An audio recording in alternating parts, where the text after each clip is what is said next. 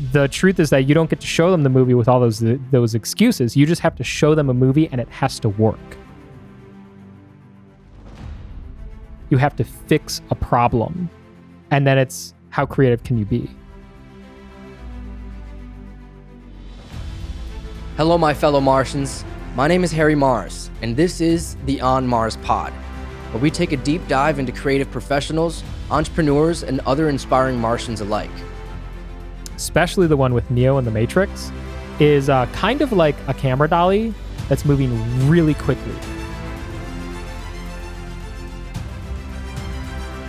They're the only visual system that can capture a fleeting moment from multiple angles at the same exact time. That's what makes me an expert at bullet time.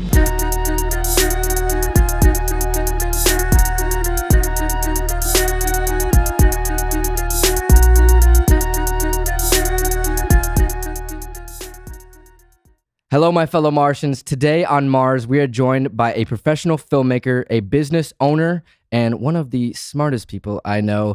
Everybody welcome Christian Cicerone. Thank you for being here today, brother. Thank you for having me. Of course, bro. So on Mars, we take a deep dive into creative professionals, entrepreneurs, and other inspiring Martians alike. So I'm super stoked for this conversation, man, because you have your hands in a lot of different things. You're a producer, you're a filmmaker, you're an engineer. You own a company with your dad that's like doing crazy technology that you've been working on for years. So there's just like a lot of topics that we've talked about off air that I'm just really stoked to get into on air, dude. So thank you for being here. Yeah. And that's kind of like the story of my life, is like doing all of these different things and trying to figure out how to make sense of that. And it ultimately results in like strange businesses. That's like the combination of like, visual imagery and also engineering and automation. And it's just sort of like a mixture of all which is great. Yeah. Because I really enjoy that. But finding like the crossroads between, different sort of practices and interests of mine has been like the story of my life for 10 years essentially. So dude, I love that, man. I mean, that's like, I guess the dream, in a lack of a better term, it's just like kind of taking all your passions and like being able to weave them into like a lifestyle in a way where it's just like everything that you do involves things that you've always had like passions about in a way, which is sick, dude. So I do kind of want to dial in on the beginnings though, you know what I mean? Because we both grew up in the Midwest, Michigan. So kind of talk about like growing up in Michigan, like what were your early passions? Like were you playing, video games, watching movies, what was going on in the house? Growing up in Michigan was really interesting because you get all 4 seasons. Yes. And so I feel like when I was a kid, I remember the thing that was so distinct to me was like waiting for the next season. I just remember like it being winter and waiting for summer, and then it being summer and sort of like getting excited about like it being winter, Christmas. Yeah. Building a snowman, sledding, all snowmobiling. That's something that I used to do a lot of when I was a kid. I loved snowmobiling. Once I got my hands on a snowmobile, I was like maxing out the throttle to the point where it was like actually dangerous. That's like, like so dangerous. I think for the first year, I was like really hesitant, but then every year after that, it was like full throttle. And so we actually did this thing where like my mom would drive really slow and so we'd have her in the back. It was fine. I could see. Yeah, it's fine, but like she would go pretty slow. She would keep up with everybody, but it was like, I'm one of those guys that like wanted to take the turn really hard. Yeah. And then I'll like slow down for everybody else to catch up, but like I want to go fast. And so we couldn't be stuck behind her. Right. So that's okay. She would be in the back. But what was funny was like we would buy the family had a bunch of snowmobiles and we would buy like a new snowmobile, because I started riding, so then we had to buy a new one. Mm-hmm. Well, my mom would get like the new snowmobile, which is like twice as fast as my snowmobile. So, but she would get the new one, but she would never full not throttle. Once did that thing ever get used correctly. I mean, it was literally It's like buying a Ferrari and driving it like a fucking 4-cylinder. That's dude. exactly what it's like. Yeah, she was like driving the Ferrari at like 60 max. On the and so highway. on the highway, On the Autobahn, and dude. I'm in the Camry going 90. You're like that's maxing the engine that's out, essential. dude. Yeah, but hitting the red. and then the crazy thing that happened was eventually my snowmobile like started breaking down, Yeah. but nobody could figure. And my dad like knows how to work on like engines and electronics, and he knew how to like take care of these things, but there was something wrong, like fundamentally wrong with the engine of this Arceye. It was an Arceye 440, I think it, and there was something wrong with this thing where when you would hold the throttle like max, or actually at any, when you hold the throttle anywhere, if you stayed on one speed for too long, it would just die. And if you like kept it held in that position, it would literally, the engine would just die and then turn off. And so there were a couple times where like I was riding this thing and it was dying on the trail. And eventually I figured out that if you like feathered the engine, you could get it back up to, you could get the RPMs back up and then it wouldn't die. So I became so good at that I would ride this thing and about every 20 to 30 seconds it would die and then I would feather it back to life and have no problem. But that's how I rode this thing, and we would ride for hours at a time. So imagine 2 hours every 30 seconds, your snowmobile wants to die, and so you feather it back to life. And so, but that was just one of those things where like I got really good at it, and then I like took pride in the fact that like it never died on Give my me the watch. broken one. It never died on my watch. Try to ride this thing. Bet you can't. Bet you can't. Yeah. So not only was I on the slow one, but also I was on the broken one. Yo, but you were killing that shit. But you I were was still killing going it. fast as hell too. But I remember snowmobiling in the Midwest, and I remember loving that. And I can still see the trail. I can see the trail right now. There's something about that that's so iconic. And it's like only an experience that it's one of those experiences where like I guess I never did skiing or snowboarding or anything like that, and I have to imagine that it's similar. Maybe you can like see the mountain, if you do it enough times. But snowmobiling was my thing, and so yeah, I mean, I did that, and then as a kid, I just kind of had like a normal life. I grew up on a street where there were like a bunch of kids, like 20 kids or something like that. So we would have we would all go outside and hang out and the neighborhood community, the neighbor kids. And we eventually started having wars. It was, there was like factions, of course, we had a civil war. Like serious. Yeah, we had like a kid a civil war. Yeah, I actually ended up going to the hospital because somebody threw a boomerang at me and it hit me in the face and cut my face open. And I was like bleeding. Yeah, it was pretty crazy. The 90s were different, dog. Yeah, it was a pretty crazy time. And so we had then the war was done after that. That was the final blow. That was the final blow of the Civil War. Dude. Yeah, that was the final blow. Gosh. And so I think it was interesting because I wasn't allowed to play video games when I was younger. I think I got my first console when I was like 13 or 14. Or maybe 12. What would it have been at the time? Oh, so other than my grandmother's Game Boy, which I loved as a kid, but I could only play when I went to her house. Right. So I ended up getting a PlayStation 1 from a neighbor who said, if you wash my car, I'll give you my PlayStation 1 and all of its games. Damn. And I was like, yeah. That dude must have never played his PlayStation. No, it was collecting dust. And I think like, I was supposed to wash his car a couple washed. more times, and I never did, and he never asked. And I was too busy playing video games. Listen, you can't give a kid a PlayStation and then expect him to come wash your car ever again. He's never coming back. So what he should have done is we should have had this arrangement where I went and washed the car a couple of times, and then I got the PlayStation because I would never be back after that point. And so I started playing video games, and I started playing I started playing a lot of video games. Yeah. And I think it was the lack of access to video games that made me so passionate and interested in it. Yeah. Because it was like the thing that I couldn't have growing up. And it wasn't like my parents were against video games. I think they were cautious because there was a lot, at that time, there was a lot of talk about like video games making kids radicalized because they had war in games and violence. Completely ignoring the fact that there's war in real life. Yeah, that doesn't radicalize kids at all. Yeah, right. Yeah, so but there was so they were hesitant, and but then once I got my hands on video games, like you couldn't get me off. And between that and movies, I think that was like a lot of my childhood. Like I watched a lot of movies growing up, and it was just always like a super important thing to me. And I think for me, like I've always been a visual person. As a kid, I knew that was as a kid, I knew that very well, that I like to build things with my hands.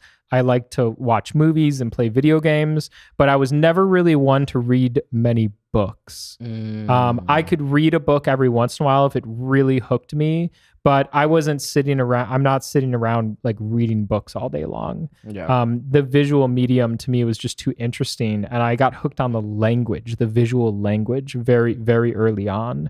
I think everybody has like obviously their preferences and the things that they like and the things that they vibe with. But like when I was younger, I was really starting to understand like visual, the language of like visual storytelling. And I was really intrigued, like how could a YouTube video be like more famous than a movie? And like, how come some music videos look like, how come some music videos are so, engaging and dramatic, and other music videos are like lame and sort of like just like boring, like executions of like random images plus a song. And it was like, then you'd find out like, Thriller was like directed by like a real filmmaker, and that's why it's like an incredible work of visual art. And so I really started to like recognize that stuff early on. And I got really like hooked on it. And so at some point I started picking up a camera and shooting stuff and making little videos here and there. And then I was hooked ever since. So when did you get your first or I guess before you got your first camera, did you, like obviously being a kid, you were watching movies and seeing things on TV and stuff like that. But do you recall like early memories of like your parents' disposable cameras or like point and shoots and like taking pictures and like with like still photography? Like, do you remember that kind of being like an early thing as a kid before it was videos? I was doing video first. You were doing video first. I didn't do photos first. Okay. Yeah, I really like, I love motion. Yeah. That's really the key thing for me, is I like the manipulation of time. Right. And so for me, listen, I love a good photograph, and really, there's a lot of overlap between the two mediums. For sure. But visuals have always been the focus for me, and sort of like the passion for me. And so I picked up I want to say it was like an HS 100 or an HVX 100 or it was my dad's like video camera, and it recorded to tape. Like a DV, like mini DV. Yeah, like mini DV. And so I would have to shoot it, and then I would have to plug it into my computer with a capture card. Oh yeah. Play it back and record it into my computer. Right. To then have that footage so I could edit it into something. Right. And that was like my first camera, and I was doing it, and I was like shooting stuff and recording it to my computer, and then figuring out how to edit. And I think I tried doing stuff with like Windows Movie Maker. If you want to know why everybody uses Macs today, like in the entertainment space, it's because back then you would open up you'd have your Windows computer. It had like a Windows Movie Maker on it. Oh yeah. And you'd open it up and you'd like try to import footage and it wouldn't work because it like needed to be a special format. And then you'd convert it to the special format and then you'd like finally get it in. You'd start editing and it's like clunky and terrible and like there's no transitions and it's really, really, really bad. And then you go to export and it wants to export like an M4V or some weird thing what was it? WVM or WMV, yeah. WMV. Yeah. It was like this format that Windows only Media worked Video on or something. Windows. Yeah. And it was the worst format ever. Yeah, and I it's remember that. And then, so my uncle is an artist and I think he was like a director, like a creative director or producer at an agency. Okay. I was trying to think of like the name. Yeah. I don't know the name. It's All just good. an agency. And he had a Mac computer like my whole life growing up. He always had Macs. He had like the cool Mac that was like the one with like the colors. The colors. Yep. Yeah. And then he had the iMac. And then, he had the iMac with like the articulating monitor. Like the one that was like, shoot. yeah, he's had all the Macs. Dang. And legendary. so I don't remember if I bought mine I don't think I got it from him. I think I bought mine but I basically like sold some stuff, convinced my dad to let me sell the computer and scrounged up enough money to like buy a Mac. I got an iMac.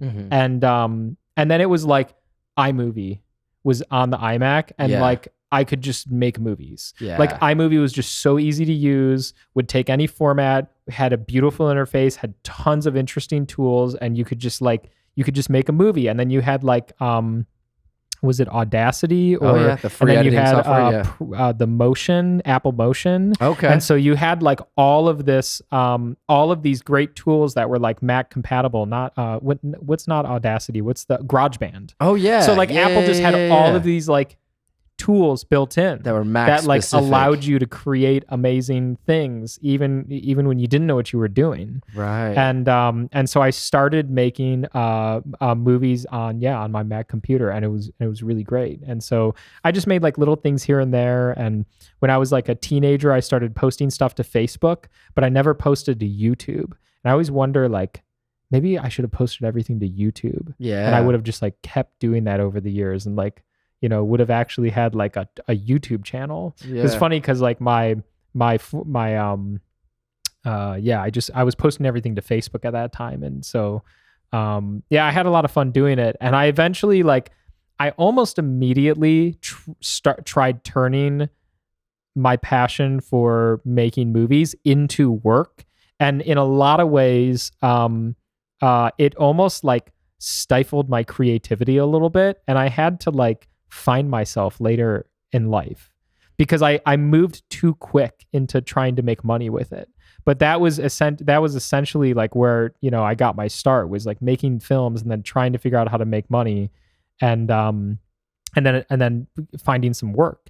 And the first ever thing the first ever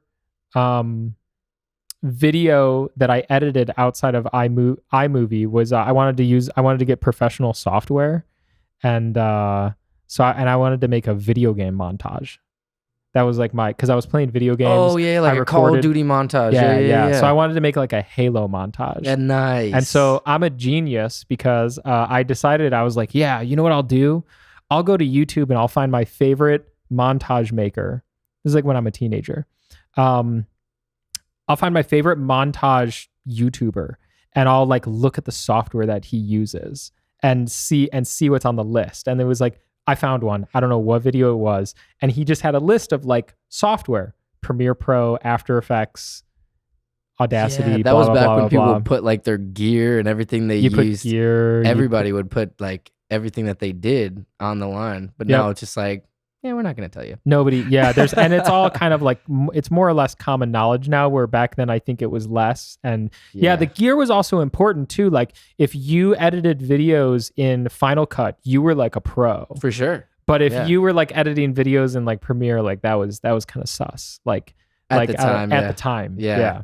And And so it's really, like, maybe he doesn't know what he's doing. He like downloaded some free software or something like that. Because Premiere wasn't popular before whatever that update was, 5.1 or something, or 5.5, where just before Creative Cloud, they like made that update where CS6 became like massive, but like 5.5 was kind of like the gateway drug.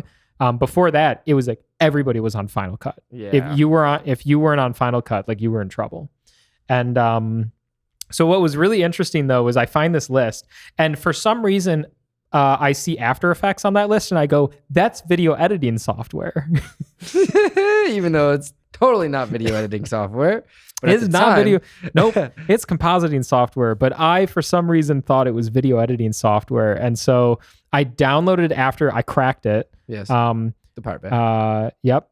And I got it installed, and it was running, and I'm like, okay, time to edit my video. And it took me like 2 months to edit a 5-minute video because it's not video editing software. It's compositing software. Right. So every time I would edit a section, I would have to pre-render that section to watch it back to see if it worked.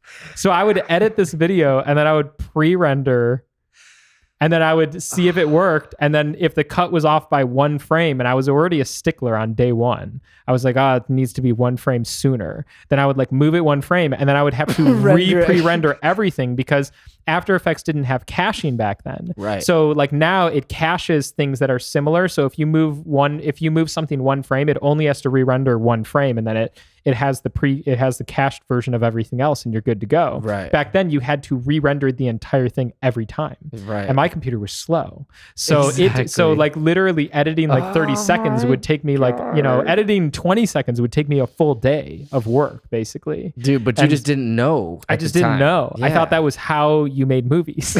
You're like, damn, that's why these movies take years. So I accidentally learned After Effects. Nice. And then I became a professional doing After Effects professionally after that point. That's so cool. But that was my introduction. I did learn eventually. I got Final Cut, and then eventually made the shift to Premiere like everybody else did during the time. And so, but yeah, it's funny because I don't regret like learning After Effects at all. Right. It's a great skill. Yeah, it was a really interesting tool, and it got me so much interesting work. It was kind of like one of those things where if I didn't make that mistake, I wouldn't have found my my second ever job. I wouldn't have found my first professional career. I literally found, because of that mistake, I found my first career. Which is fascinating to think about because I eventually became an After Effects technician for multi-camera systems, bullet time systems. And that was due to my expertise in After Effects at such a young age. And I remember I got the job, and the guy that I was working for at the time, he was trying to hire After Effects students from college. Because there were After Effects people at that time, but like they were pretty expensive. Yeah. So like you needed to kind of find, interns. You needed to find like an intern. Yeah. You needed to find like a college student, to come in and do the tedious After Effects work. And he said that every single one that he brought in from the college that had graduated from college, having learned After Effects, they couldn't do the work. They like literally were incapable of it. And and whether or not I don't know if that's the case, but apparently like I was just able to do everything that was necessary, and like I excelled at it. And it was because I had accidentally learned After Effects. And when you misuse a tool like that, you have to get really good. You have to learn everything about it. Right. And so I started like doing a deep dive. And eventually when I figured out what it was, that it was compositing software, I was like, this is like magic. Like I really need to learn this. So I started watching tons of videos. Andrew Kramer was the big guy at that time who was like, he basically taught a whole generation of people how to, use After Effects. And I got so good at it that, I eventually landed a job. And so it's really interesting because it like I have no regrets. Like how could you, I don't have a regret for making that mistake. But had I like just picked Final Cut as the thing that I would learn and never dove into After Effects at all, I would have never worked on multi-camera or bullet time. And I probably would have just gone like a way more traditional route of, filmmaking. Damn, dude. And I mean, there's like, I feel like that's there was a lot there that we covered, but there's like so much that kind of leads into this next thing that I want to talk about, like the bullet time. That's like the multicam thing. That's like really like you honed that in so well at this point, and like you own like a million cameras, and like you have like this setup that you had a Halloween one time, and I'll put pictures right here as to what it looked like. But it was this cool thing where it was like a arc of cameras where you just set it up with lights and stuff, and then we can like jump up, and then it freeze frames Matrix style, just to kind of explain for anyone listening. So did you just like see someone doing this? Did you develop this? Did you like, how did that come up? Was it inspired by like watching like the Matrix, and like how did you like figure out that you could do that? And like bullet time, is that a thing that like, was that a thing already at the time that you just learned? Yeah. Okay. Yeah. So essentially I was, I met a guy who gave me a job, and I started working for essentially a company called Time Slice. They're based out of the UK, but they had a branch here in the US that was called Time Slice USA. And so I worked for Time Slice USA, and we started doing bullet time work. And I fell into this job because I knew After Effects.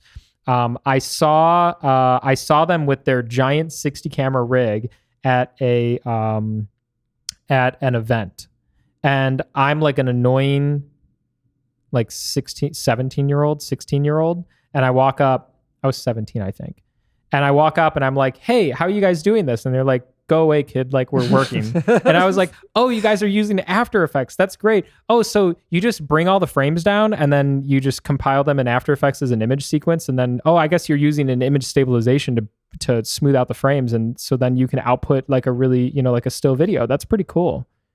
And then they're kind of like, yeah, kid, go away. Like, please, like we're busy. Like, we'll talk to you later.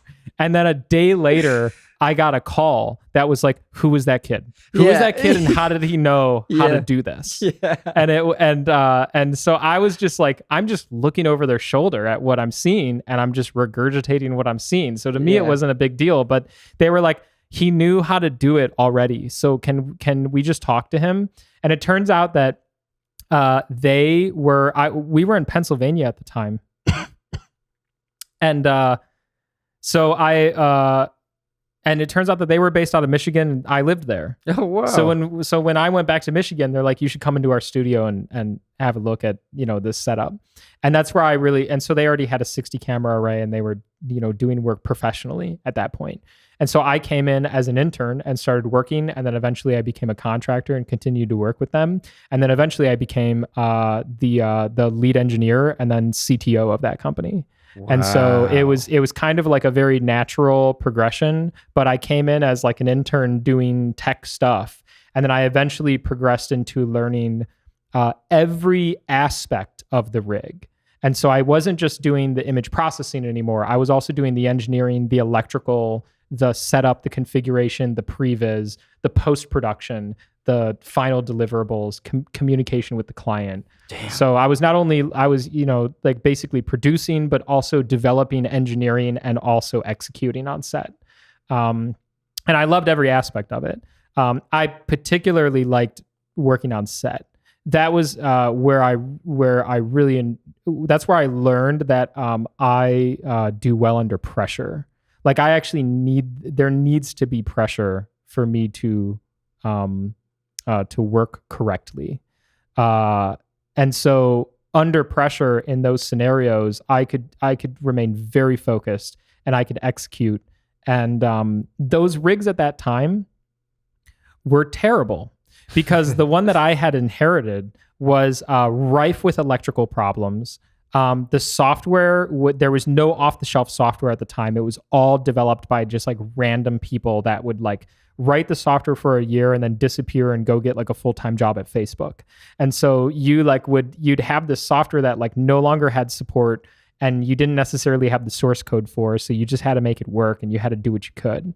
So it was, and this was like, and these were, and like, don't get me wrong, like Time Slice was the best company in the world doing this work at this point. So like, and that was the level of software that was running these systems. Right. Now, whenever there was a real problem, would we pay somebody or develop a new solution ourselves? Absolutely, yes. But like when you're just like, working it and the software is 99% there and occasionally it has 1% of the time it has a bug, you just deal with it. That's just kind of how things go, especially if you don't have the source code. Right. But what started happening was like we started running into lots of problems on set. So like a camera would go down and I had to figure out who to send to go fix the camera, what to do on my end, how to resolve the issue.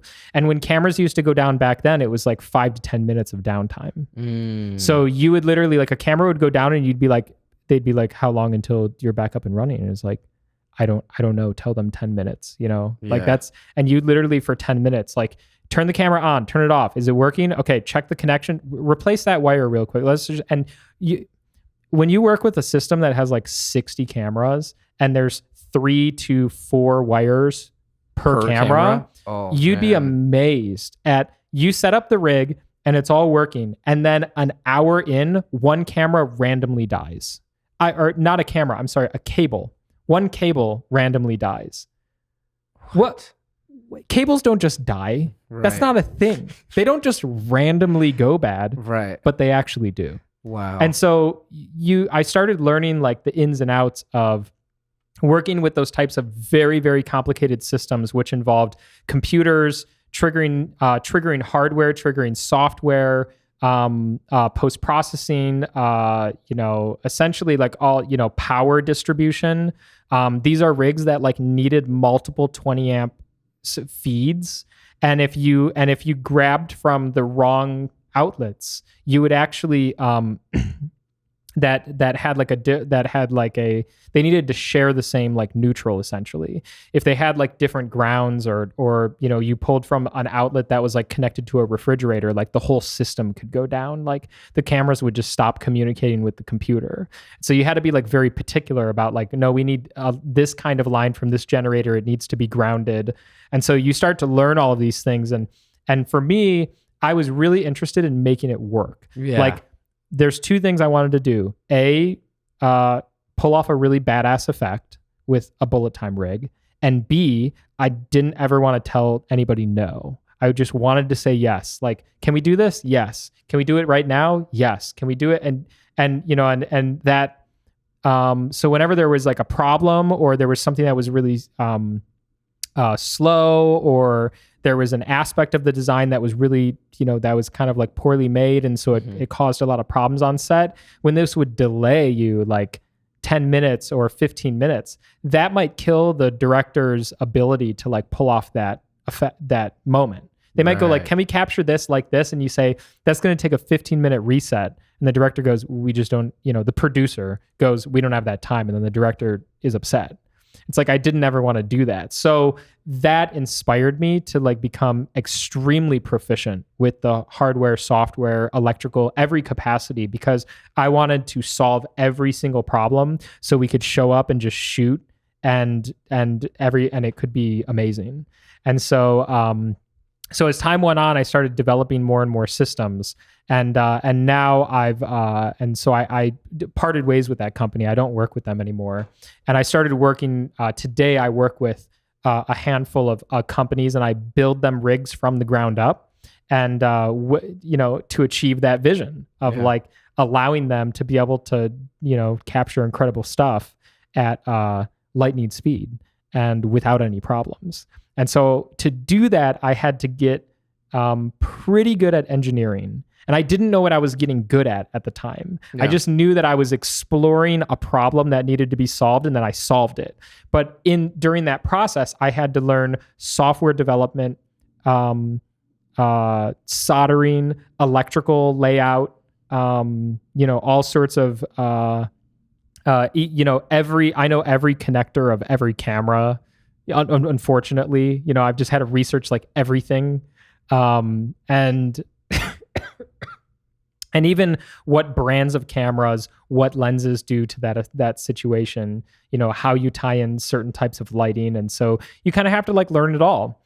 And And you know, could we have brought in other people to like handle these other aspects? Yes, but we didn't. I was the one there, and I just did it. So if we had a problem, I would just like learn what the thing was, and I would just solve it. So, you know, it's like when there was like a software issue, I was like, well, I'll just learn programming and just like do it myself. Yeah. I don't know why. That's just, you know, I don't know why that was my first instinct rather than like trying to find somebody who could do it. But I was just, you know, like determined to solve every problem and make it a good experience. And eventually I was able to do that. So like, you know, today we don't have problems like that. We don't have 5 minutes of downtime.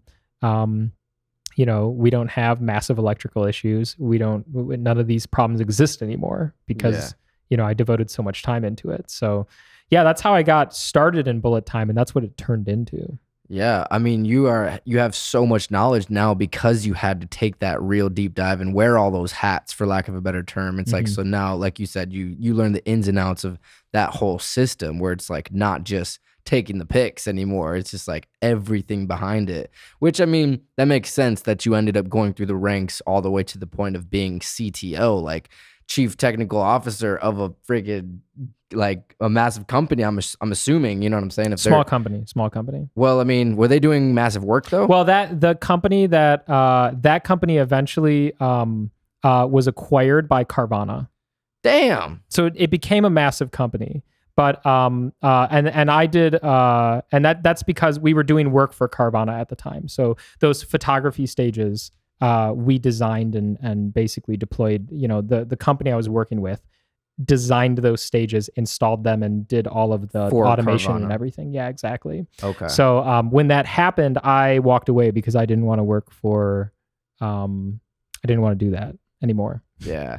So, I mean, but you took everything that you learned and you moved forward, and you were able to transition into like basically like as a self-employed independent contractor and working with these other companies to help them build up their rigs to the level that you can build them at. Yes. And then you, correct me if I'm wrong, the company that you have with your dad, it's using bullet time style, like it's bullet time.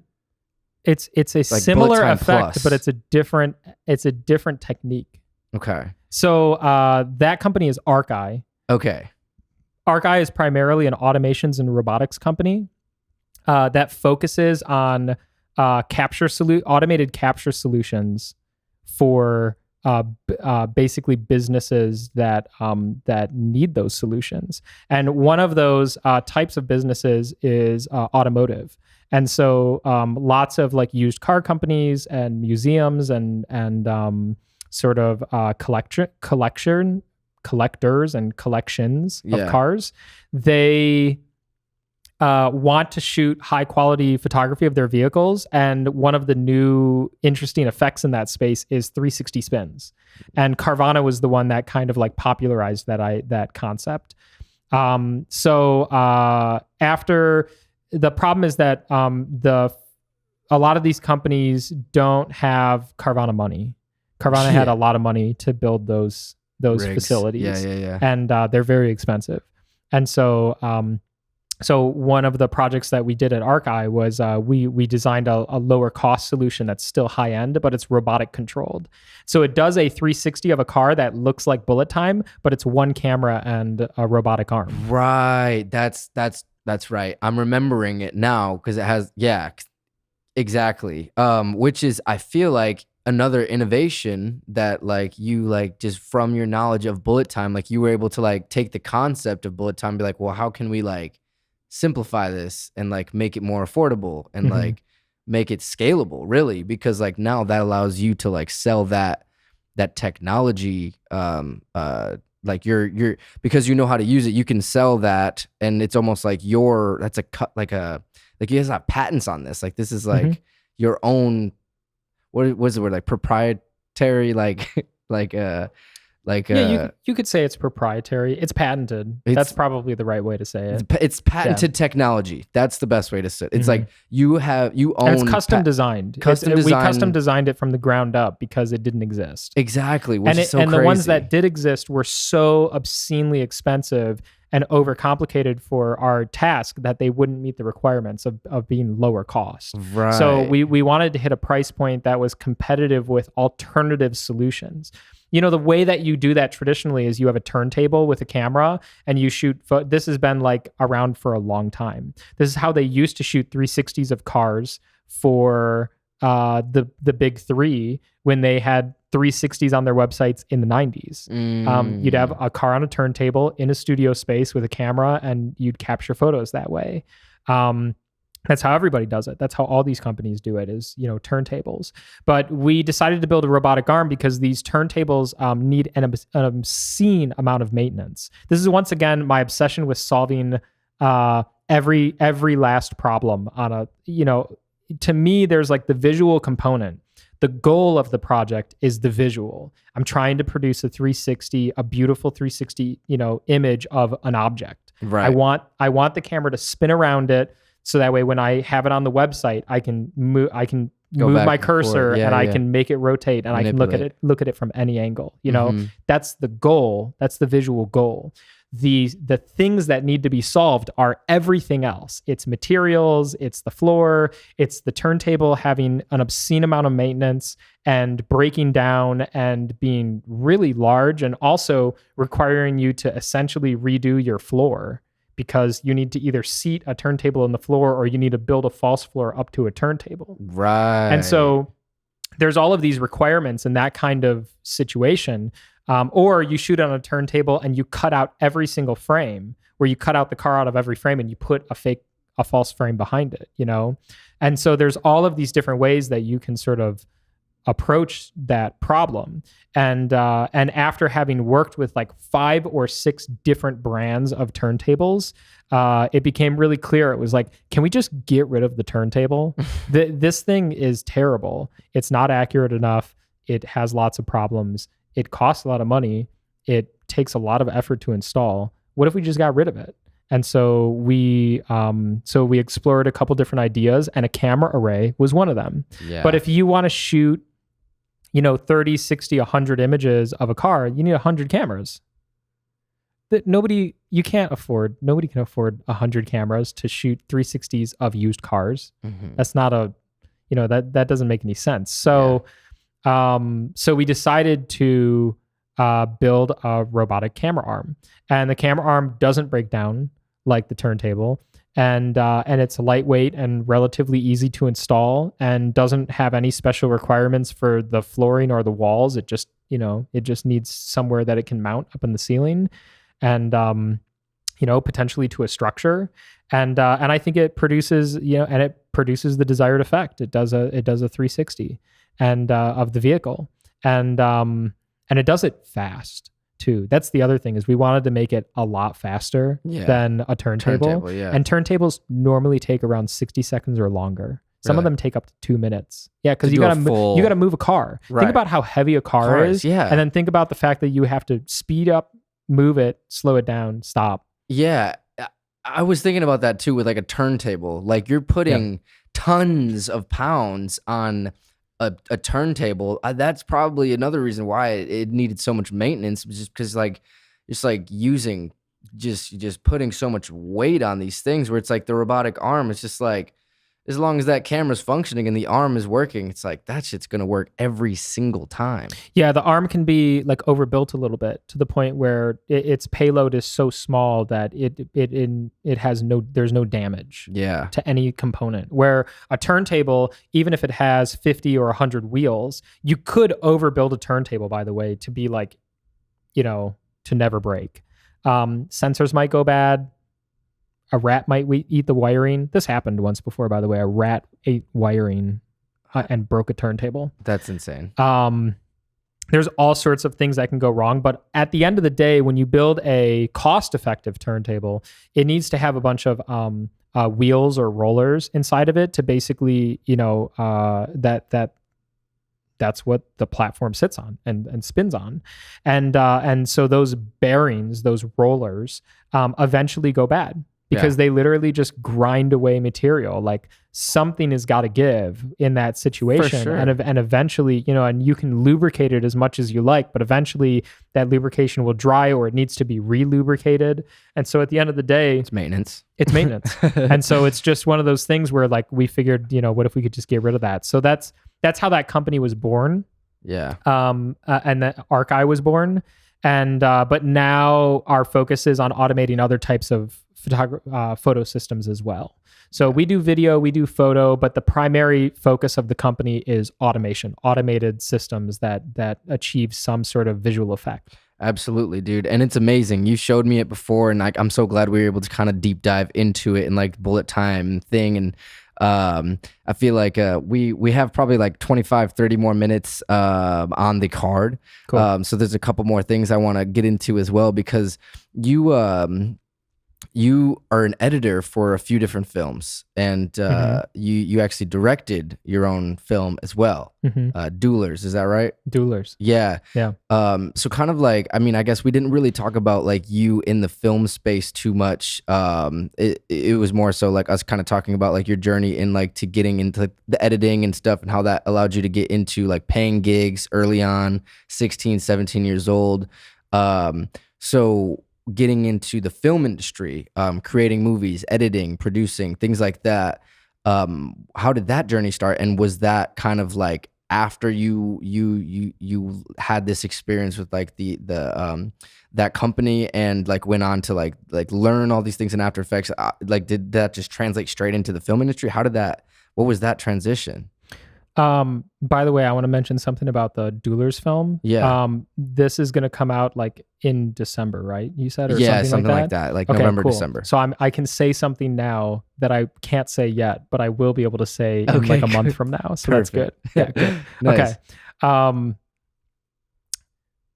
Yeah, so it my work in both industries happened in parallel. Oh, nice. So when I was 16, the first ever job that I got was editing a documentary. Whoa. And I okay. got it because my neighbor was a documentary filmmaker. Really amazing person, Allison Rockwell. She gave me an opportunity to edit a trailer for her upcoming film because she had learned that the kid down the block that she thought was, kind of cool, was like wanted to make movies and was editing videos. And so she's like, hey, let me send you some footage from my movie. It's a documentary about a Holocaust survivor, which is an incredible project to work on, especially when it's your first one. And she's like, hey, will you edit a trailer? And little did I know she was testing me. I didn't know this at the time, but she was kind of like, just gave me the footage and like, let me run a trailer. And I edited the trailer and she loved it. She thought it was amazing. And she's like, hey, will you edit the movie? And I'm like, what? She's like, yeah, my editor is retired and unable to edit the one that I've worked with my for the past couple of years is retiring. And so she can't edit the movie anymore, but I'm going to bring you to her house. She's going to train you. And then once she's done, once you're done, like, talking to her about the editing, then I want you to edit the movie with me. Wow. And you come to my house with your computer and we'll sit at my dining room table and we'll edit the movie. And I said, great. I would love to do that. So damn, 16 years old. Yeah. That's so cool. So I did that and it was an amazing experience. And I got to edit this film about a Holocaust survivor. And, so my first film I worked on was a documentary. And what's interesting about that is you go through so much footage in a documentary, especially when you're an editor. You're not sort of like, it's been the only documentary, by the way, that I worked on that I had, or one of two documentaries that I edited that I was not a part of the production, because every single project after that, I became a part of the production. I was either shooting or a producer or some in some capacity helping out on location. And then I would go back and edit the project. But in these cases, this stuff had already been shot by other people. So I was just editing. And what's amazing is you go through so much footage that I felt like I knew the guy. His name was Ellie. And I felt like I knew him. He had died. Wow. I'll never get to meet him, but I got to meet him through the footage of that documentary. And I feel like I know him. I saw every minute of raw footage ever shot for that project. And I got to see him on camera and off camera and every moment. And he's such an interesting guy. But I have this feeling like I like I was there with him. Right. And after experiencing that, it was kind of like a profound moment because I think it changed me forever. It was like that moment made me realize, the power of film, because up until that point, I had watched documentaries that other people had worked on. I had watched movies that other people made. I had not made something so grandiose and something so intimate before in my life. I was only 16. Yeah. But after having that experience, I realized the power of film, that if you do things right, you can actually make the people on screen feel as though they're a part of your life. You can make them feel real. And he was a real person, but had passed on before I got a chance to meet him. But I feel like I know him. You're able to experience him through that movie. Yeah, that's insane. So in that film, I edited. I colored it in After Effects because there weren't great color tools at that time. I think there was like DaVinci Resolve, but it was like expensive or something. Yeah. And so I colored it in After Effects and did all of the motion graphics in After Effects. And so I was, there was some transfer of my After Effects abilities to, the films that I was working on. But no, I mean, a bullet time system has almost nothing to do with like making movies. It is like you're generating an effect, but that's the end of it. It has nothing to do with like the story, the amount of hours, the editing required, the pacing of a film. There's like, it's such a different thing. Yeah. But yeah, I started doing those, and then I did another documentary for her. It was about kids learning. It was called Look, I'm Learning. And it was a documentary about kids learning to use iPads in school. It was like one of the early experiments of iPads being introduced to the school system. And Look, I'm Learning was addressing, the questions surrounding iPad usage and computer usage in the learning environment. Public schools, yeah. Yep, in public schools for kids. So, and then after that, so then I wanted to merge my two passions. I wanted to do video games and filmmaking, and so I eventually crossed paths with somebody, Russ Pitts, a director and a director of websites, and then also media online. So like videos and journalism and whatnot. So he's a journalist, I guess is like the ultimate core of the work that he did. Okay. He had left, he started The Escapist, he was running The Escapist, a very popular website at the time. Kind of like in the video game sphere of influence, it was like, also like comics and other nerdy stuff like that. He left The Escapist, and then he was going to start working. And then I think he started working at Polygon, and Polygon is a video game journalism organization that was producing tons of really awesome videos at the time, under the umbrella of like Vox Media and The Verge. He left Polygon. I think he was a director or something there. He left Polygon, and then he wanted to do his own journalism, independent journalism about video games. And I got looped in with him, and then it became me, him, and a sound guy, Austin. And so it was funny because it was the three of us, and we were traveling around to all of these video game companies and these like, famous people in the industry, and filming like little documentary shorts that were effectively like and journalistic videos about people that working in video games. Yeah. And so I got to kind of merge my two passions. It's like documentary shooting and video games. Documentary shooting and video games, which was really awesome. And so I edited all that stuff, and I shot everything. We did stage of development. We kickstarted one and got that off the ground and did that. We did another film called Desert Bus for Hope. I think whatever the film name is. the event name is Desert Bus for Hope, and then the film is like Desert Bus for Hope something. I think there's like a subline or something. But we did a whole documentary film about a group of people that raise money for charity every year, doing like a nerdy comic book, video game themed, like endless stream that lasts like 7 straight days. In Canada. Jesus. They go on the air for like 7 straight days and raise a bunch of money for charity, and it was like amazing. And so I had to somehow film everything and also sleep for 7 straight days because I was the only camera guy. How did you do that? I don't know how I did it.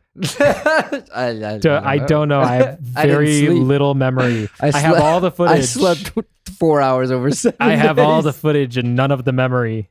Let the camera be thy memory.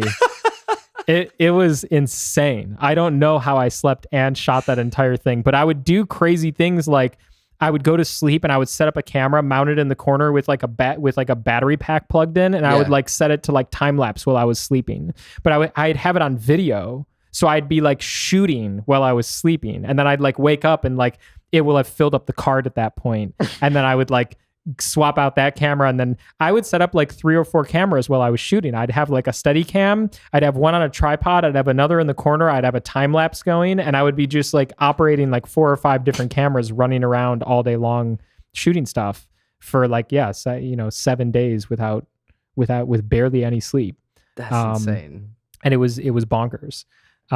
So it was one of those things where like that film in particular really tested me. And then the editing was insane because I was the only editor. So like a lot of times on like a big production, you'll have an assistant editor that will actually go through and organize everything. Mm-hmm. They'll like, catalog, and they'll like and they'll go through and like tag everything and like pull clips aside and kind of like maybe even in some cases like make notes about select takes and things that are interesting and whatnot. Yeah. And they'll organize it and get it ready for you prepped so you can edit. Well, I had to do all that stuff. So I was like,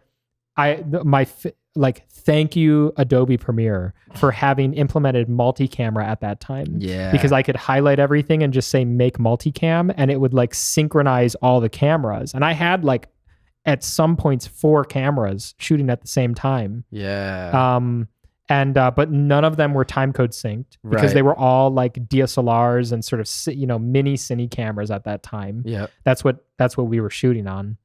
Remember, it was like back when everybody was shooting on 5D Mark IIs and stuff like that. That was like standard. That's what I was shooting was like 5D Mark II. For sure. And so we didn't have timecode on anything. So I had to go back and resync everything, and video. And editing that project was a bear. Dude, I mean, that project was insane. That was probably the most complicated edit I ever worked on. But then, he doesn't do films like that anymore, and I didn't pick up and continue the video game documentaries. I had started getting pretty serious about the engineering and the multi-camera stuff at that point. Yeah. But I was doing all this stuff in parallel. So I would go do a bullet time shoot in New York, and then I would fly to like Boston and do a documentary shoot, and then I would like go home and I would be editing the bullet time stuff. And then I would also be like editing the documentary until the next project came up, and then I would fly to that project. Wow. And I did that for like probably 5 years. I was just like doing all of this work in parallel. Dude, that's amazing. But it's like, it's all kind of like together in a way where it's just like you're using skills from both, and it's like, it's all like camera stuff, and it's like passion, and like you're being able to fulfill that passion. Real quick, I'm going to check this time and see how much we have left on it. On the last interview, I ended up filling up a card without knowing it and not realizing it until like 15 minutes after. So like in the edit, there's going to be a portion where like one camera is just on, the guest camera didn't cut out, thankfully, for like 15 minutes. 15 minutes, but it'll only just be on the guest, but like the audio will still be on. So my homie gave me a funny a funny idea. He's like, in the edit, you should just put like just like a picture of you on the on the screen every time your voice comes on. I was like, that's a genius idea. That's exactly what this is where like creative things like then you decide creatively that you're going to have somebody animate of like a 5 FPS version of you talking into the microphone, and you like use that as your footage for like for like 15 minutes of the thing without and you do it with an explanation. Maybe you do like the, hey, by the way, the camera broke, so like you're gonna get the cartoon version of me for the next 15 minutes, and then you just like do it. But it's like those are like that's like a sad thing, obviously, that it happened, because it's like now you have to like figure out what to do. But it's also like those are the happy accidents that make films and projects interesting. Yeah, you're like so right, man. You have to be kind of put into a corner a little bit to really come up with to be forced into coming up with a creative solution that's a little bit off the wall, that's strange, and like you wouldn't normally do. And those are the things that are really, really interesting about visual and projects most of the time, is like when you're sort of like pushed into that uncomfortable space where you have to fix a problem, and then it's how creative can you be? Yeah. And that's what ultimately leads to like some of, the great moments in films, like Jaws. Jaws was like, they had that was like his first film or one of his early films. Mm-hmm. And that was Spielberg, right? Yeah, Spielberg. And he's young, and they're shooting this thing on a boat in water. By the way, insane decision to like make that one of your first films, like shooting in water. Like, just stay away from water if you're like making a film. Exactly. Like your life will be a lot easier. Water, don't mix. Yeah, the cameras, just everything water, don't mix. Water. Just it's a complication that you don't need. Right. But they had the animatronic shark. Yeah. And it broke, and it was like they couldn't fix it, and they didn't have a choice. They had to shoot the movie. It was like, you can't delay when you're working on a film with that budget. And especially when it's like, Spielberg now today could delay. He could do anything he wants now. Like, he's just allowed to make big, grandiose, money burning decisions. But back then he couldn't. And so that's when they came up with the idea to like tie the buoys to the shark, and then make it so that way like you never see the shark. So for half the movie, or more than half the movie, you never see the shark. You only see splashes. Yeah, you see like the buoys going through the water, and it's like because they like had the moment where it's like it gets hooked onto the shark's fin, and then it's like as he swims around, it's like that means that he's there, but it's like you don't see him, and that's literally because the shark broke. Right. But it's funny, because the film's better because of it. And I was just gonna say, it almost creates like that mystery of just like, it's there, but you can't see it. So it like makes it a little bit more thrilling. The implication is scarier than a poorly animated, than a poor quality robotic shark. Because your brain fills in what it could be, or like and that's kind of back to you hear that, and it's just like the suspense.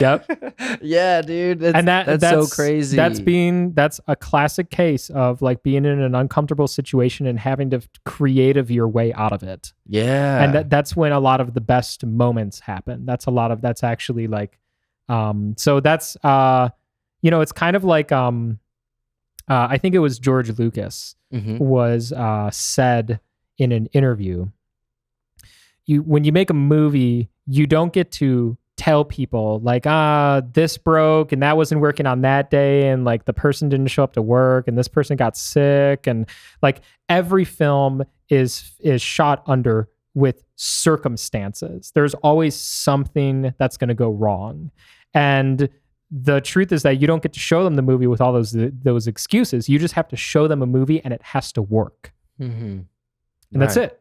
That's it. Everything runs into problems, but you just have to come up with the solution and just creative your way out of it. And that's the difference between a professional and an amateur, by the way. Really? Is a professional, yes, the difference between a professional and an amateur is a professional, when confronted with a problem, comes up with a solution that is adequate, meets the needs. They figure it out. Right. That could mean cutting the scene. That could mean changing the scene into something that you didn't originally intend. That could mean coming up with some creative solution, like an animation for a scene that, you know, for moments when a camera stopped filming or whatever that is. But that's what a professional does. They figure it out, they creative their way out of it, and then they move on. Yeah. Because there's problems on every shoot. And an amateur goes, it didn't work. Let's come back tomorrow and like try it again. Right. Yeah. And it's like, it's I'm glad that you said that, because on this last episode that just dropped, it was a video director, and he's more so like the music space. So like doing video recaps for like shows and music videos, and kind of directing in that world, the music space. But we were talking about how on music video shoot days, how you can always plan for things to go a certain way, but every time there's going to be something that comes up that you have to like adapt to. And I was saying, like, it's very important to be like water, like Bruce Lee's, you know, like be like water, my friend. But it's just like, that's just like being flexible with like body and mind. And that's like 100% what you're talking about, where it's just like being the professional to be able to have like a cool head, take a step back, zoom out, figure out what the problem is, and then come up with an adequate solution. It would like with efficient, you know, time. So it's just kind of like being like water in a sense, where it's just like, okay, that happened, cool. Well, then let's like, where do we start to like try to fix that problem, and just kind of like move like that, rather than like, oh my God, this went wrong.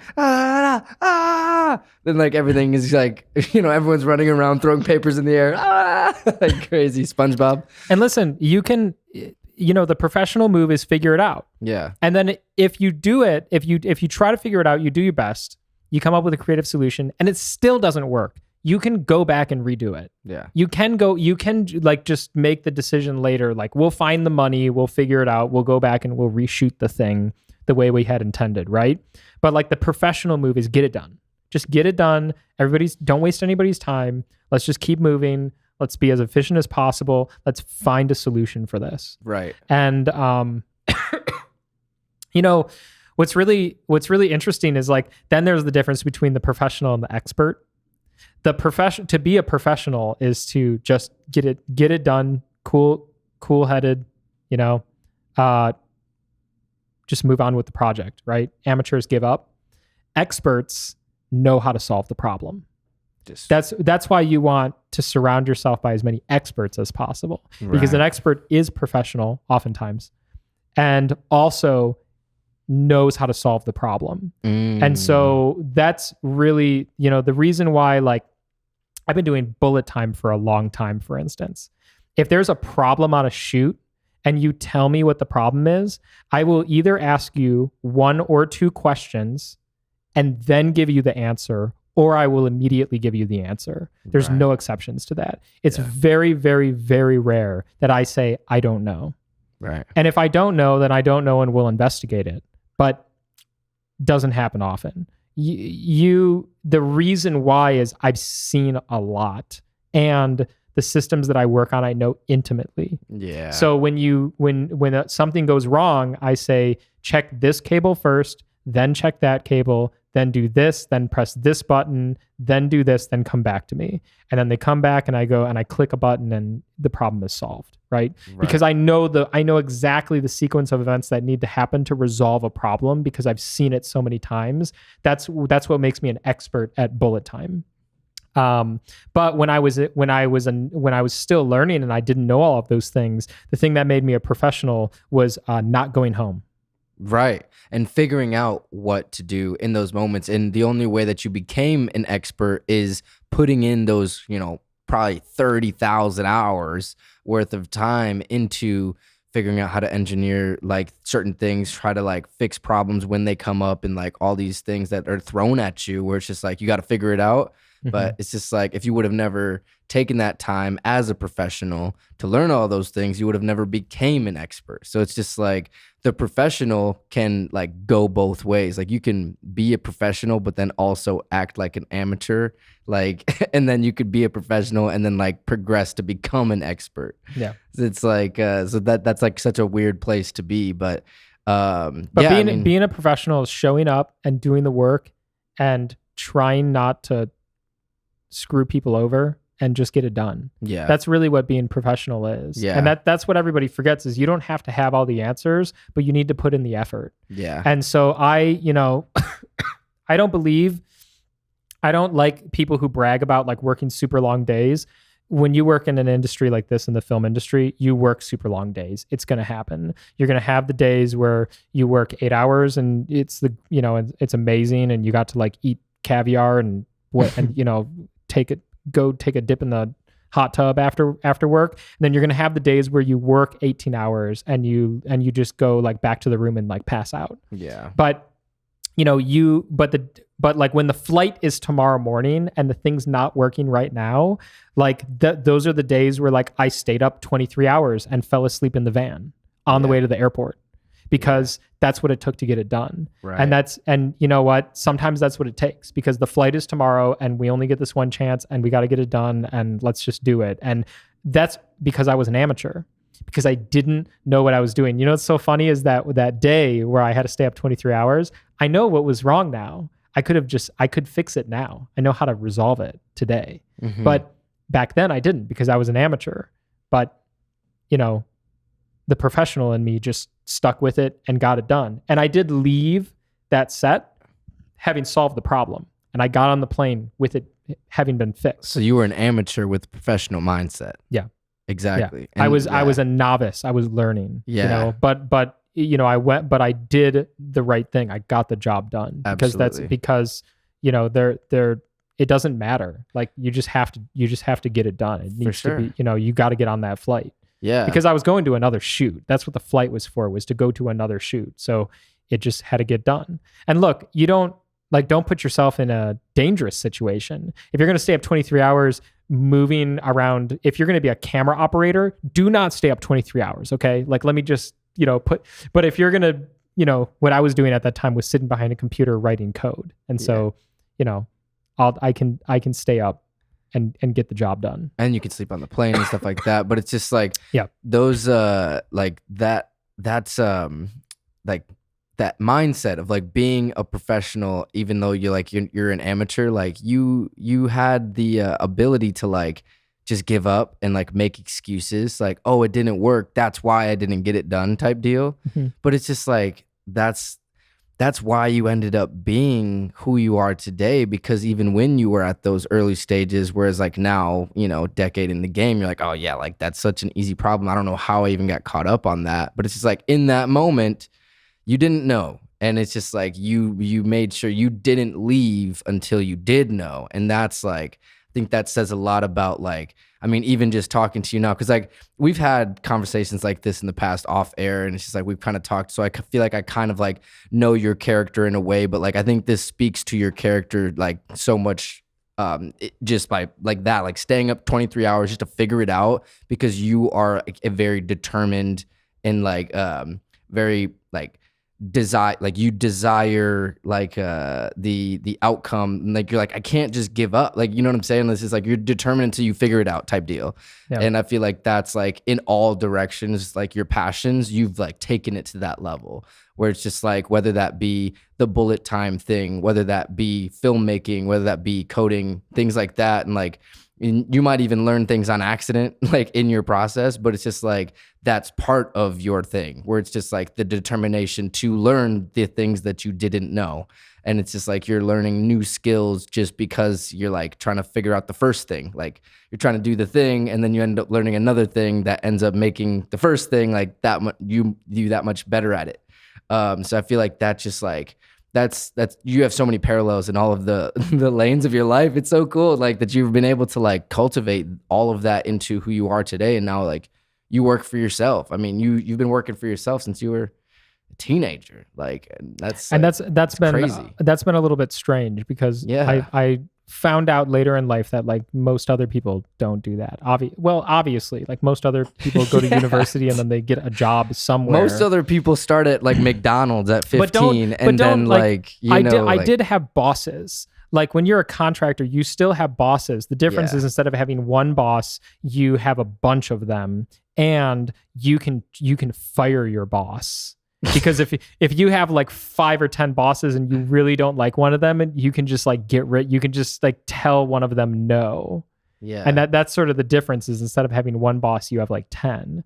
But obviously like the time management and whatnot gets very complicated. And so it is a strange dynamic. But yeah, I've been doing that since I was 16. I've never had like a 9 to 5. Right. The closest I ever got to a 9 to 5 was I started doing work for a public television station in Michigan.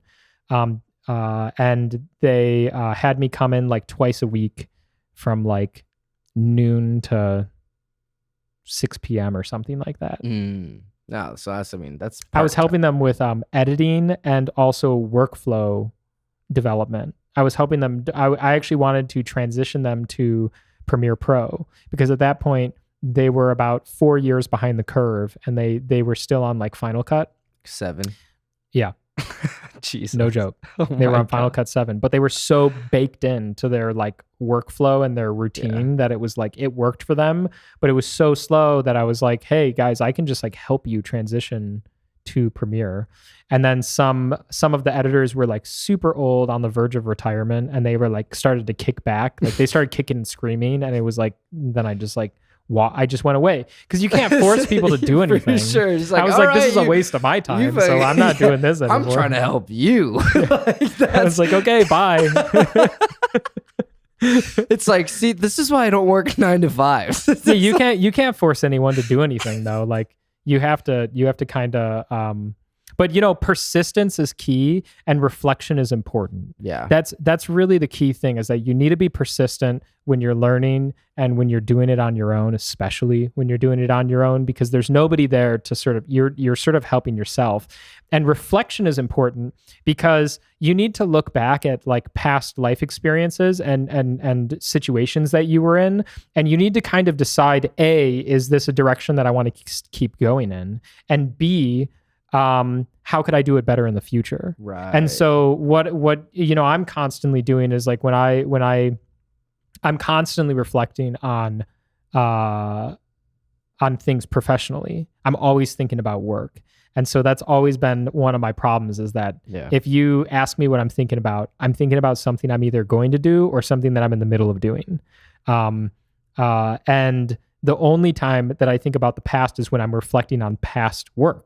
When I'm reflecting on things that I did.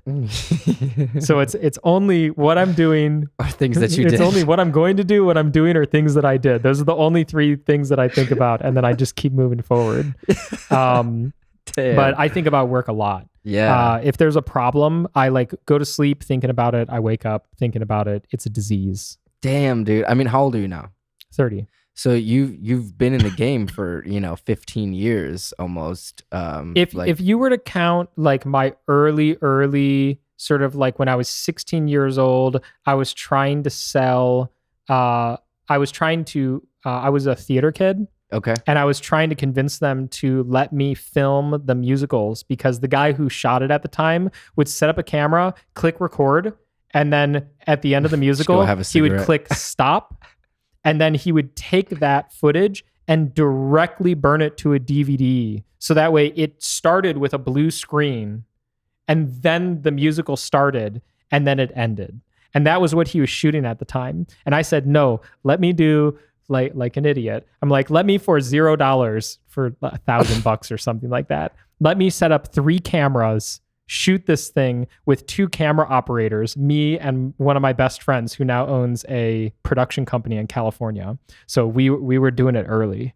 And he's, Daniel Berhane's on the one camera, I'm on the other camera, and then the middle camera is the static wide. And I clicked record on all 3, shot. The middle camera every 30 minutes would like turn off. So I would have to run over and like click it back on and then run back over to my camera. Yeah. We would shoot 2 nights, and then I would take all that footage and I would literally edit it into a full movie of the stage play that I wasn't in, because I was in some of them and I wasn't in other ones, and the ones that I wasn't a part of, I would film, and then I would burn these all to Blu-rays with a big DVD menu, behind the scenes photos, everything. Damn. Because I just wanted to I just wanted to make a movie. Bro, that's so I would cool. make any movie anybody would let me make. I just wanted to make anything. Dude. And then I did After Effects. It was like 1940s was like the theme of one. I think it was All My Sons was one of the projects. And I used After Effects to do swipe animations that looked like they were from the 40s. So it was like I used like 40s style text, and then it would like swipe on and off like the way that they used to do the old timey graphics when they had to do it like physically. And and I did an animated intro as well with like a full title sequence and every full credit, opening credits and title sequence with music for this project. And then it would like open and then it plays. And I mixed the two different nights of performances to pick the best performances. And I didn't know it at the time, but I was 16 years old and already directing a film. Yeah. And I didn't realize that at the time. Yeah. But I knew that I'm going to shoot 2 nights and turn it into one night, and I'm going to have to go pick the best performances of every night. Yeah. And so I went in and I like painstakingly edited this thing so that way the camera was never shaky, the performances were always good, you know, and I would use the wide angle to get out of trouble. That was the fail safe. Yeah. And you know, people don't stand especially when they're amateurs in high school, they don't stand in the right places at the right time. So I had to like sometimes say like, okay, well, the continuity there doesn't matter, so we can just like cut between these 2 takes. But then other times I would have to do like I can either have this take or this take, but I can't have both, because when we cut from this moment to this moment, everybody's in the wrong place. And that continuity is way too it's wrong. Yeah. And so I was already editing films at that point, and but you know, and didn't realize it. So but that was just, you know, like what needed to be done. You know, you just do what needs to be done. Yeah. And it's cool because that is like an early spark into like really like who you ended up being for the next 10, 15 years of this world that you found yourself in this creative world, and using cameras. And that's like really like, I think that's what it stems back to, is just like using cameras to create story. And even though like bullet time is, you know, very like specific, and it's just like for a certain use, it's still like in a way like creating some sort of like, I guess, story, I guess, of like just like showing, like you're just showing things and like making people feel like, because when people see a 360 of a car, they feel excited. They feel like, oh wow, like that's like I can see so many different parts of it. Like it's just more exciting than if you just see like a static image of a car. You know what I'm saying? It makes the car more valuable. Yeah. Ultimately, because it feels more premium. It feels like you as a consumer recognize when there's effort put into something. And it also there's a utility aspect to it too, where you get that 360 component of being able to see every angle of the car. Yeah. So have you ever looked at a photo of a used car online and you go like, my God, I wish I could just see the hood. Right. Like I just want to see the quality of the hood. Like let me just see. And with the 360, you can rotate it and you can actually see it from a couple different angles, and the light shines across it. Yeah. So you can pick the angle that works for you to actually inspect the hood. Yeah. So it's just a better buying experience, and it's a better experience. But you know, that's the word, experience. The storytelling component of bullet time is true. There is a story component to the best bullet time sequences. And so, you know, if you go back to Neo and the Matrix, which popularized the effect but did not invent it, by the way, he's dodging these bullets, and the story is this dude is faster than a speeding bullet. That's the story that's being told, right? Right. The visual, the excitement of that visual is incredible, because of the implication that he's moving faster than a bullet. And so it's almost as incredible as like the early films that toyed with the idea of somebody getting shot with a bullet and another guy catching it with his finger, like Superman, catching it with his fingers. But it's just it's a much more advanced execution of that, that kind of idea. But there is a story to be told in everything visual, and bullet time is no exception. Now, sometimes you get hired by clients who just want a bullet time moment, and they don't really leverage or utilize that. They don't take advantage of the power that that story can tell. They don't actually like put effort into the story behind the moment. And so it just becomes a bullet time moment at that point, which is an incredible manipulation of time and space. What's really fascinating about bullet time, by the way, that I think is worth mentioning here is I work with robotic arms, and I also work with bullet time and a couple other special effects. And, there's a lot of crossover. For instance, like bullet time, if you really think about it, especially the one with Neo in the Matrix, is kind of like a camera dolly that's moving really quickly. What happens if you move a camera dolly really quickly, but it shoots at a normal frame rate or a slower frame rate, is the moment gets if you move it really quickly, but you shoot at slow motion, what you get is a very fast rotation or a very fast sort of movement past somebody. But because you were shooting in higher frame rate, I'm saying, hang on, I got to start over. Okay. Let me start over. We're going back.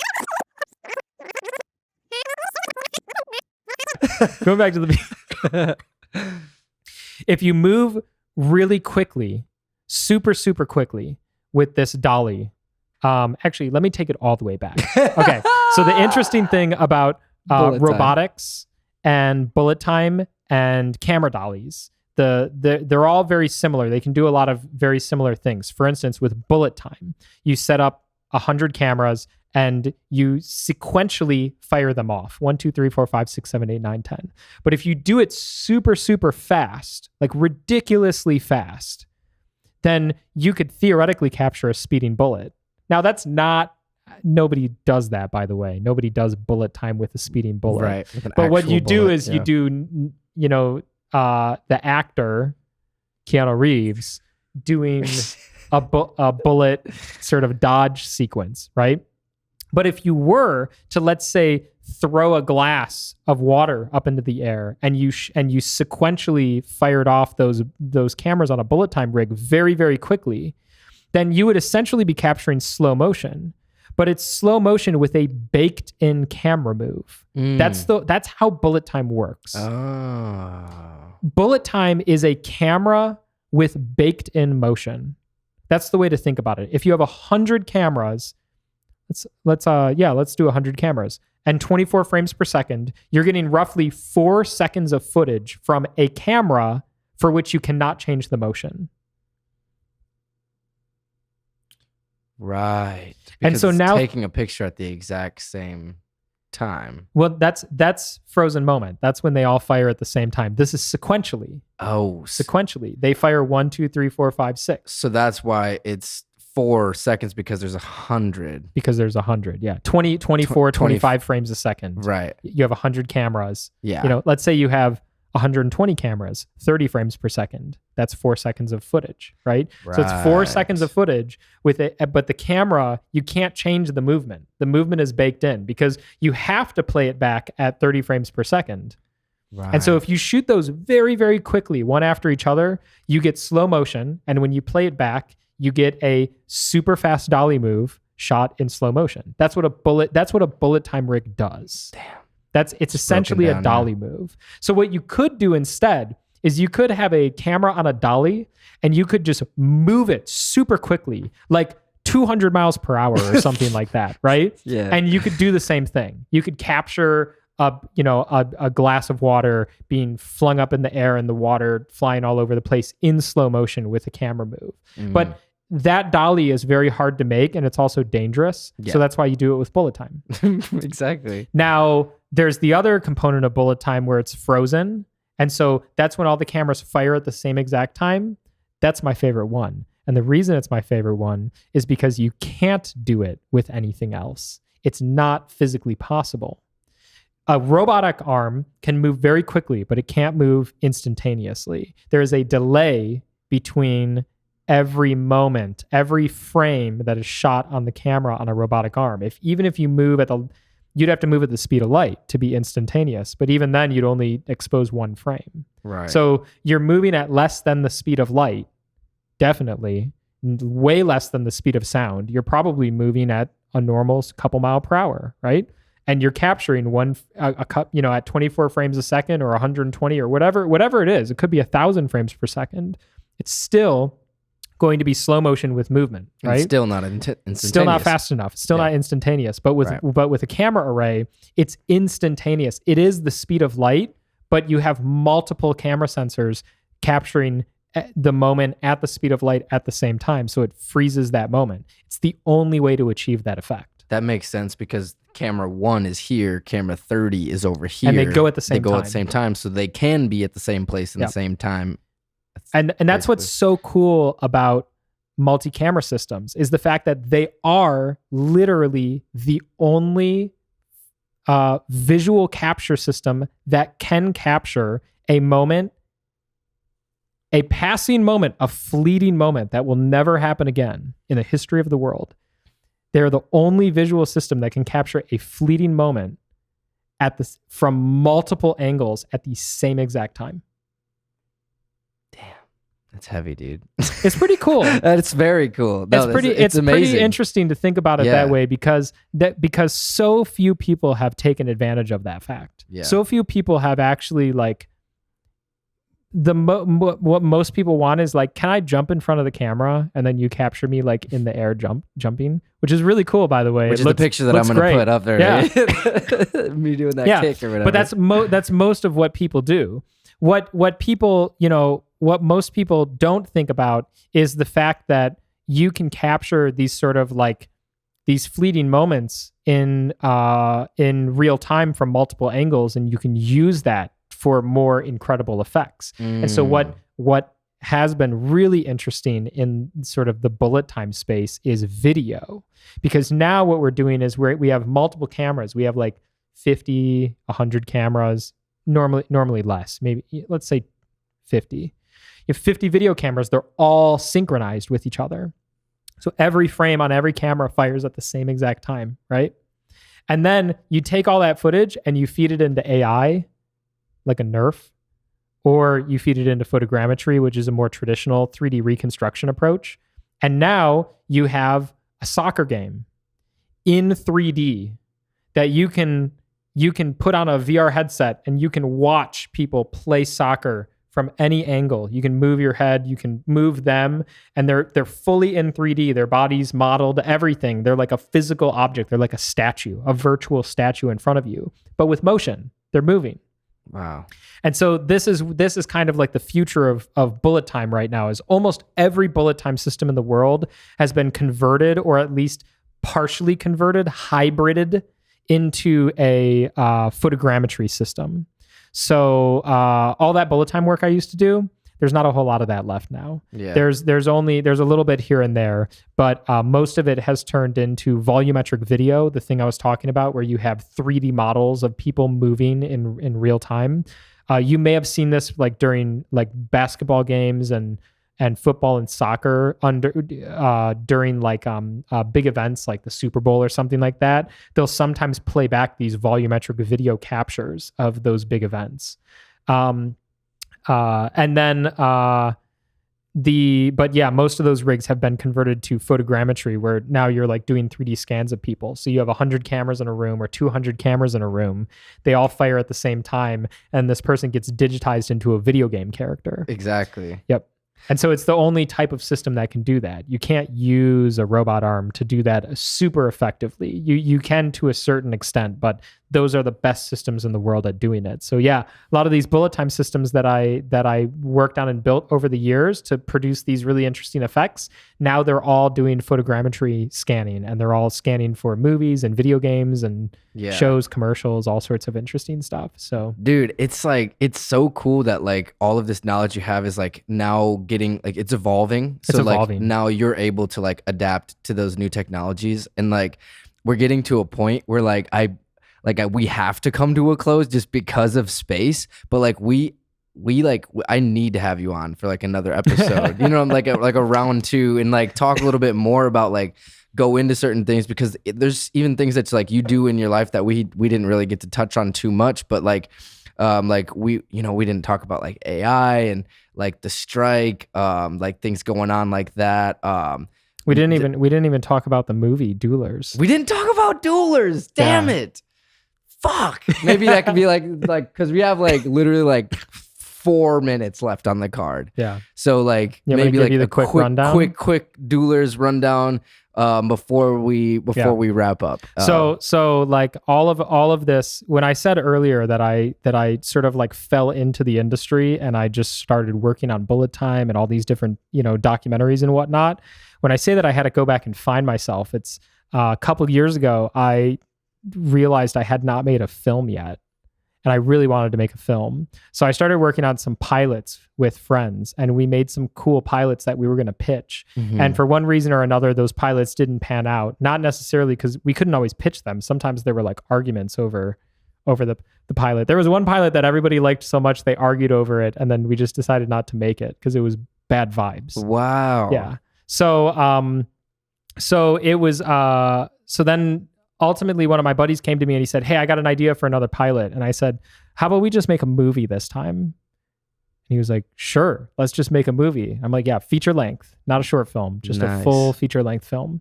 And so we went down the road of producing and acquiring funds for, and fundraising, and I directed, he wrote, it's all original music.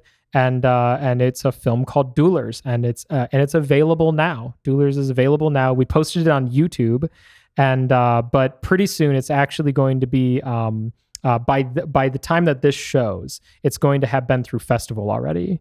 We got accepted to a festival in Naples, Florida, and so we're going to be this movie was an incredible undertaking. It's a film about dueling piano players it's a fictional film about dueling piano players at a bar that is closing down, but they don't know it yet. And it's like the last night this bar is going to be sold to another owner and shut down. And they eventually find out, and their nightly routines fall into chaos. Wow. And but it's a music film.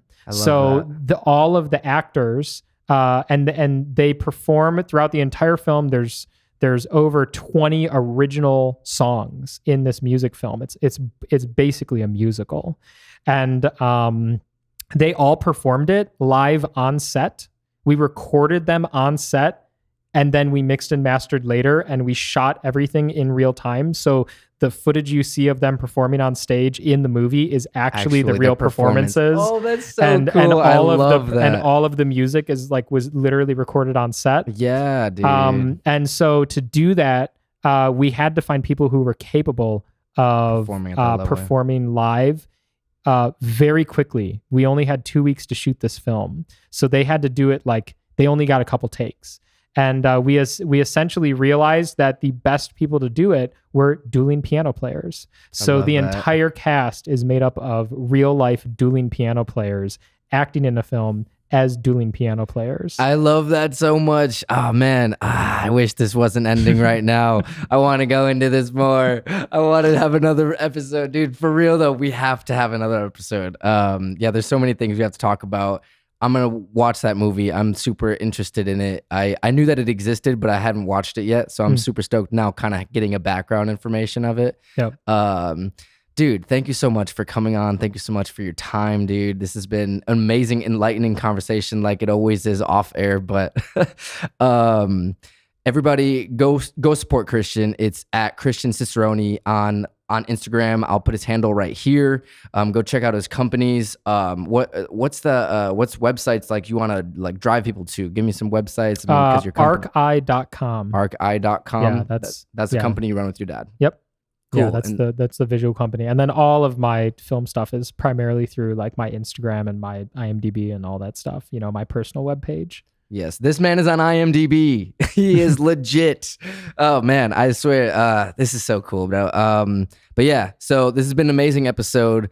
Fellow Martians, thank you so much for watching. Again, go follow him. Follow me at On Mars Pod, and we will see you next time on Mars. Thank you so much. Love you. Thank you. Say bye to the people.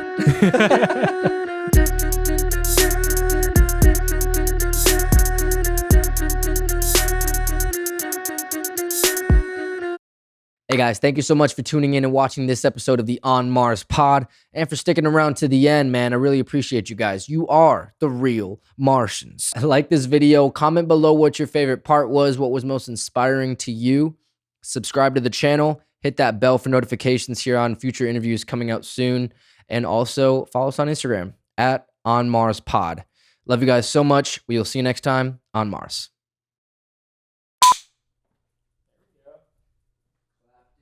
Clapper and everything.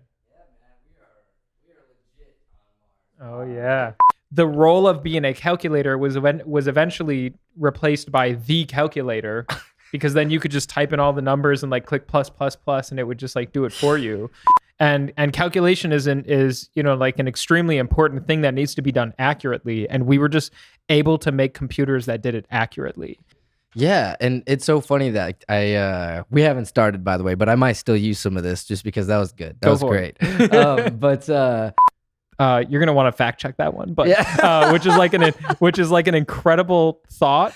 How many calculators? Even if you had a million people in a warehouse, they wouldn't be calculating faster than your iPhone. Like it just wouldn't happen. If that guy like ate that flour and died, like I'm not gonna eat that flour. Like that flour is probably bad. I don't know. Tell the tribe. Yeah, we haven't invented the word poison yet, but that flour probably has something in it that kills people. So we're not going to eat that flour. A handful of these quantum computers around the world are like experimenting with this idea of building a computer out of quantum that take advantage of this quantum mechanic. This is so far like out of like my understanding of engineering that it's like, okay, so regular computer, light switch, quantum computer, dimmer switch. Basically. Yeah, that's a pretty good way to break it down.